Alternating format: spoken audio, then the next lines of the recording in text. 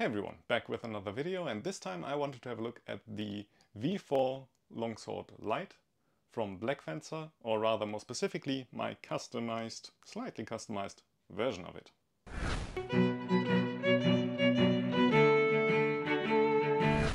Okay, before we get to that though, formalities out of the way as per usual. First and foremost, I bought this with my own money, or rather I bought this with my own money because there's a story to it that I think is still worth, just mentioning, really.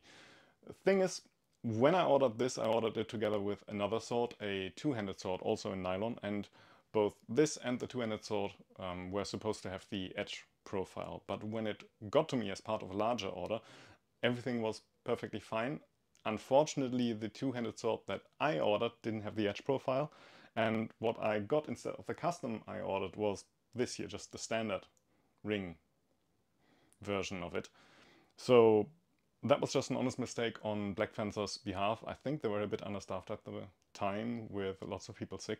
So we just talked about what to do really, and sending the two-hander back with the light longsword just didn't seem economical. It's a two-hander, and that just seemed like a lot of hassle.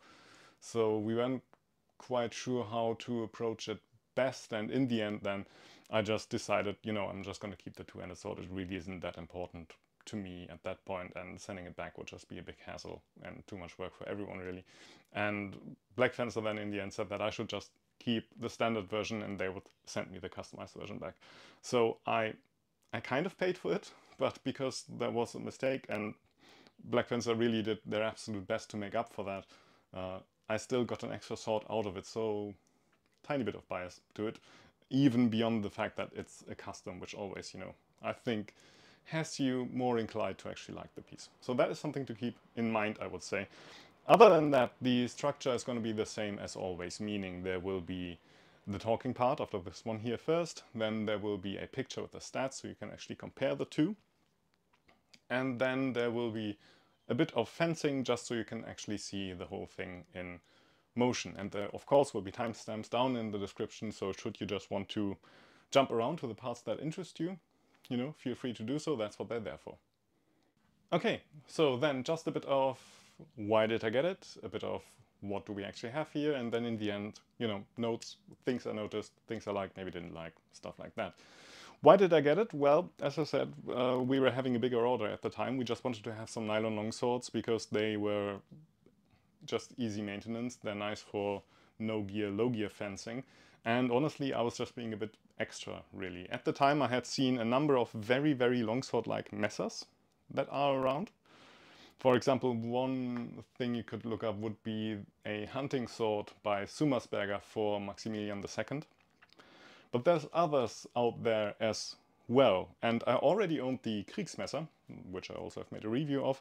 I know I liked the grip, so I just thought, why not just ask Blackfencer if they could put that grip on their usual longsword blade? And it turns out they could, really. Honestly, I wasn't thinking at all about what that would do to handling. I was just thinking about looks, really. It was just an experiment, something that I think would be interesting to try, and it is actually kind of interesting what that does to handling as well, not just looks. I think it actually looks really nice, but again, it's a custom that I ordered, so I better do, I'd say. But that's what I really got it for, just looks. In the end, the order process was easy. There was that mistake I mentioned, of course, in the beginning, but other than that, it's Blackfencer. They have a good website. You just go there, you decide what you order. If you have any custom things, you just contact them by Facebook or any other means, email, and then just make a note of it in the order, and that's kind of it, really. I think I paid by PayPal, I got it in the post, all went well. Really no problem in that regard. So having it, then, especially because in the end, I got two versions, which I can now compare, which is lucky, especially maybe if you already have handled this version here. I've handled my custom, I've fenced with the ring-hilt version, I've also fenced with the version without a ring, because that's what most people got. The difference between ring and non-ring isn't that big, really. It's not my main sword of use, of course. I mean, longsword is not my main thing to do anyway, and when I go out to events and then do longsword, I mostly bring my steel. But inside the club, I've been using this, you know, a good number of times over the years, because I got this... The order we received late 2021, so I think it's fair to say that I've used it since early 2022. So quite a while, basically, and I think it's fair to just give an opinion now. I think it's quite solid in that regard. So let's just start with similarities, because in the end this is just a different grip on the same sword, more or less. Basically that means the blade is completely the same, the cross is completely the same, and the difference really is only in the grip. So we have an overall blade length of 95.5 centimeters for both of them. When we go to the taper, just the width of it, it starts at 57 millimeters and then it goes down to 50, goes down to 40, and then in the end, before we just go to the tip, it's about 26 millimeters, and then it's a nice rounded tip. When we go to the distal taper, we start at 70 millimeters. It stays 17 for a while, then we have a step to 14, and then it just thins out until it's just above 1 centimeter, so 11 millimeters for the tip again. The blade has a nice flex to it. It's not too wobbly, there's a slight wobble to it if you just, you know, wave it around, but it's a good flex for low gear, no gear fencing without it being too soft that you can't actually feel anything. Cross, that's again something that they absolutely share. It's 26 millimeters wide, it's about 1 centimeter in material. It's basically a flat cutout that they have here. The ring is 7 centimeters wide and goes out for about 5 centimeters. So it's not overly big, but it does land a good bit of protection. And it has this kind of lobed look to it, which is also quite nice, I would say. The difference, again, is in the grip. And that does something to the rest of the stats. So we have an overall length for the custom of 123.8 centimeters, and we have a length for the standard ring hilt version of 124.8 centimeters. So this one here is about a centimeter longer. And that has to do with the grip. So the grip of this one, if you take just the blue part, basically is 23.5 centimeters. Whereas the blue part of the standard one is 21.5. So the grip as far as the binding goes is a bit shorter here. This is also a wasted grip. So when we just go by the width of it, it basically starts at 34 millimeters in the standard, then 35 slightly thickened out, and then it goes down to 24 millimeters. The one we have here, again, is the Kriegsmesser grip. So it's basically, it's 23.5 centimeters, it's a bit longer. And it goes from the width of it, it's 31 millimeters, and then it's 33, and then it's 30 millimeters. So it's wider at the end. It's also a tiny bit thicker. This one is basically flat when it comes to the thickness of it. That's more or less 22 millimeters all through, and this one here is 21 millimeters all through. Difference, of course, is also in the pommel. This one here, the custom one, has a much shorter pommel. It's just 3.5 centimeters high. It's 42 millimeters in the widest part of it, and it's about 2 centimeters, 20 millimeters in thickness. This one here is 7 centimeters long, and at the widest part it's got a circumference of 46 millimeters. That's a good bit more weight to this pommel here, which makes a difference in the overall weight of it. This one here, the custom one, is 1,107 grams, whereas this one here, the standard one, is 1,296 grams. So it's nearly 200 grams heavier.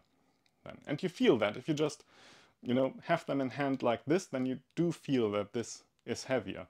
And everything else being the same, that of course makes a difference to the POB, because this one here has a POB of, I think, 6.5 centimeters. So relatively close to the cross, I would say. Whereas my custom version has a POB of, I think it is 12.5 centimeters. So nearly double as far out. Which leads to the nice effect, well, nice for me, interesting effect maybe for everyone else, I don't know, it's a thing of preference really, that while this one feels, well, is heavier, and you feel that it is heavier when you just hold them like this one actually has a bit more authority when you actually wield it, which is quite nice. Personally, I blame Adam Bodoric for changing my taste in swords, that I like my POB a bit further out than a lot of people seem to do at point. But this one is, it handles really nicely, I must say. It's still, you know, easy enough to control. It's not like this is a brick or a lead pipe that you can swing but not stop. It's not that big of a difference, but you certainly feel it. I find it a bit hard to express, really. Just from my own personal point of view, I honestly prefer this one. I really, really quite like it.